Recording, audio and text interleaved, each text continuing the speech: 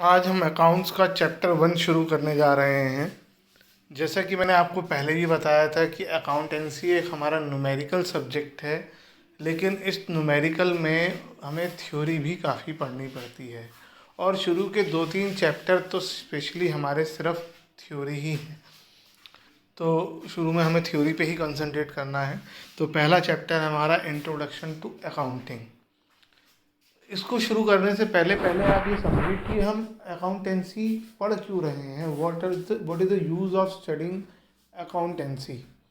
Accountancy के through हमें ये पता चल पाएगा कि हम जितनी हमारे बिजनेस में इवेंट्स होती हैं, आप जब बिजनेस में एक्टिविटी करते हैं, कोई बिजनेस कर रहा हो, कोई भी ऑर्गेनाइजेशन, नॉट ओनली बिजनेस, कोई भी ऑर्गेनाइजेशन है, चाहे वो एक स्कूल है, एक हॉस्पिटल है, आपके आसपास की कुछ शॉप्स हैं, बड़ी बड़ी कंपनीज हैं, ये जितने भी इवेंट्स होती हैं, उनमें जो इवेंट्स फाइनेंशियल इवेंट्स हैं जिनको हम मनी में मेज़र कर सकते हैं, उनके बारे में रिकॉर्ड बनाना बहुत ज़रूरी होता है। अगर हम अपने स्कूल का ही एग्ज़ाम्पल ले लें तो हर महीने इलेक्ट्रिसिटी बिल पे किया जाता है। जब नॉर्मल स्कूल चल रहा था, इंटरनेट का बिल पे होता है। उसके अलावा कंप्यूटर वगैरह जो हमारे स्कूल में उनकी मेंटेनेंस होती है, स्कूल की मेंटेनेंस होती है, साफ़ सफाई में खर्चा होता है। उसके अलावा जो टीचर्स हैं उनको सैलरी दी जाती है, बच्चों से फ़ीस कलेक्ट होती है, बहुत एग्ज़ामिनेशन के लिए बहुत सारी चीज़ें खरीदी जाती हैं। तो इन सब चीज़ों में जो पैसा आता या जाता है, उसका अगर उसके बारे में अगर हम रिकॉर्ड ना रखें तो उसे याद रखना बहुत मुश्किल हो जाएगा कि किस कभी कोई बात हमें जाननी होगी, किस महीने कितना पैसा आया, किससे कितना पैसा लेना बाकी है, किसको कितनी सैलरी दी, किस महीने कितना बिजली का बिल पे किया गया। तो अगर हम उसको एक जगह लिख लें तो वो ढूंढना आसान रह जाएगा। और लिखने का भी अगर कोई एक सिस्टम बन जाए तो बहुत अच्छा रहे, ताकि जैसे अगर आप बुक देखते हैं तो बुक कैसे डिज़ाइन की गई है। अगर आपको कोई चैप्टर खोलना है तो आप इंडेक्स खोलिए, इंडेक्स में चैप्टर का नाम है, उसके बाद पेज नंबर लिखा है, आप इजीली ढूंढ सकते हैं। तो इसी तरीके से अगर आपने रिकॉर्ड्स मेंटेन किए हों अपने अपने बिजनेस के, तो कितना अच्छा रहेगा। तो अकाउंटिंग जो है इसी तरह के रिकॉर्ड्स को मेंटेन करने में हेल्प करती है। अकाउंटिंग क्या है? Accounting can be defined as the process of identifying, measuring, recording and communicating. अभी इन वर्ड्स का मीनिंग हम आगे पढ़ेंगे। The required information related to the economic event of an organization to the interested user. अब इसमें जो इम्पोर्टेंट टर्म यूज़ हुए हैं उनको एक एक करके हम पढ़ेंगे, तो ये डेफिनेशन आप दोबारा पढ़ेंगे आपको समझ आ जाएगी। सबसे पहला टर्म जो हम पढ़ेंगे वो है इकोनॉमिक इवेंट्स। तो यहाँ पर एक आ गया है कि बिजनेस में बहुत सारी इवेंट्स होती हैं, उनमें से कुछ इवेंट्स इकोनॉमिक होती है। इकोनॉमिक इवेंट वो इवेंट्स होती हैं जो जिनको हम मनी के टर्म्स में मेज़र कर सकते हैं।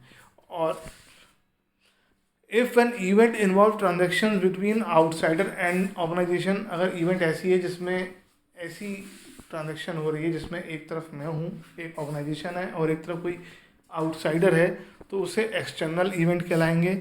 जैसे सेल ऑफ गुड्स, जो हमने अपना सामान बेचा कस्टमर को सर्विसेज दी, हमने रॉ मटेरियल ख़रीदा, कच्चा सामान,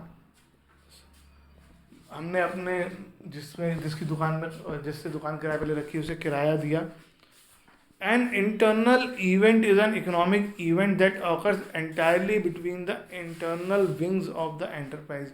ऐसी इवेंट्स, इकोनॉमिक इवेंट्स जो विद इन द ऑर्गेनाइजेशन हो, वो इंटरनल इवेंट कहलाती हैं। जैसे एक डिपार्टमेंट दूसरे डिपार्टमेंट को अगर कुछ दे रहा है, सप्लाई ऑफ मटेरियल और components by the stores department to the manufacturing department. इसको समझने के लिए अगर आप कभी बाइक के शोरूम में या स्कूटी या कार के शोरूम में जाएंगे, तो अगर आप वहाँ पर जाकर सर्विस करा रहे होंगे और आप उससे कहेंगे कि भाई मुझे ये वाला पार्ट डलवाना है, तो ऐसा नहीं वो पार्ट डाल देगा। वो आपको कहेगा कि आपको कहेगा कि परचेज डिपार्टमेंट से ये पार्ट खरीद के लेकर आओ या इसकी पेमेंट करके आओ। हर एक सर्विस डिपार्टमेंट की पेमेंट अलग होती होगी, परचेज डिपार्टमेंट की पेमेंट सबका बिल अलग अलग आपको मिलेगा। पेमेंट एक साथ हो जाएगी, वो बात अलग है, क्योंकि ऑर्गेनाइजेशन एक ही है। तो उसमें उनके पास रिकॉर्डिंग होती है कि हमने ये सर्विस डिपार्टमेंट को सप्लाई किया, ये हमने सामान दिया इसको, ये सर्विस डिपार्टमेंट अपने पास रिकॉर्डिंग करता है। तो आपस में within the organization transaction हो रही हैं, हम अपने एम्प्लॉयज़ को जो वेजेस दे रहे हैं, यानी विद इन द ऑर्गेनाइजेशन जो इवेंट्स हो रही हैं वो इंटरनल इवेंट्स होती हैं।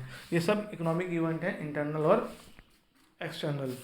Identification, measurement, recording and communication, ये 4 वर्ड भी आए थे डेफिनेशन में, जो मैंने कहा था आप अभी पढ़ोगे तो समझ आ जाएगा। Identification, it means determining what transaction to record. सारी ट्रांजेक्शन्स को रिकॉर्ड नहीं करना होता है, ऐसी बहुत सी ट्रांजेक्शन्स होती हैं जो इकोनॉमिक नहीं होती हैं। जैसे मैंने सुबह दुकान खोली, शाम को दुकान बंद करी, आज नौकर छुट्टी पर है, ठीक है। तो ये सब चीज़ें जो हैं, इन सब चीज़ों को कहीं पे अकाउंटिंग में रिकॉर्ड करने की ज़रूरत नहीं है, क्योंकि ये फाइनेंशियल कैरेक्टर की नहीं है, इकोनॉमिक इवेंट नहीं है।